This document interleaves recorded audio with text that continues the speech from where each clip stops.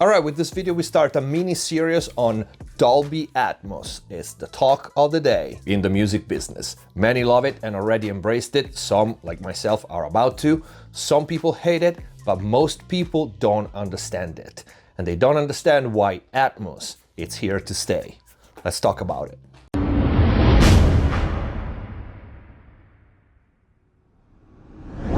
Hello everyone, welcome back to MixBest TV. Hope you're having a great day. Before we start, please check the info box down below for my mixing courses on Pro Mix Academy, free plugins, special discounts and offers. And if you want to really learn how to mix and master professionally, click the join button down here, become a MixBest TV member and access all the exclusive content. Also brand new, now we have the super thanks right here. So if you like MixBest TV videos, please use the super thank and support the channel. All right, like I said, I will do a mini series of videos on Atmos. Some are just concept and explain what it is and why it's here to stay. Some will be answers to the most common questions I get. So if you have any question about Atmos, leave it in the comment down below. I myself am in the process of adding Atmos system here, and soon there will be Atmos mixing and mastering services. But let's get to this video. Why Atmos is here to stay and why it's different from all the other multi-channel technologies that came before but somewhat failed, at least for music, like for example surround. In short, what makes and will make Atmos successful is the easy and cheap availability of it. Not only because the system is scalable, and I will explain in detail what that means, but also because Atmos translates perfectly in binaural, which means everyone with a pair of earbuds or headphones, which by the way is where 80% of the music gets consumed nowadays, can listen to an Atmos mix without spending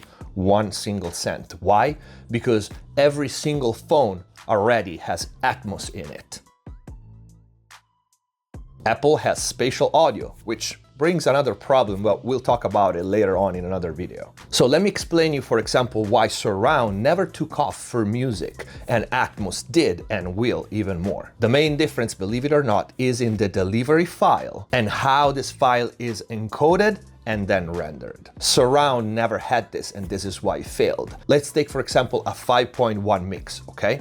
If you had a track that was mixed in 5.1, you had to have a 5.1 system in your home to be able to listen to that surround mix. That was expensive and not many people had it aside from movie enthusiasts that were using home theater system to watch movies. If you had a 7.1 surround mix, you needed a 7.1 system to listen to that mix. Why? Because the panning and the positioning of the various elements was baked into the delivery file. The 5.1 mix had all this information baked into the file, and it needed the same system it was mixed at to be listened to. In Atmos, the delivery file contains both the tracks and the metadata. The positioning, the altitude, panning, they are separated and they will be encoded and rendered based on whatever system you have.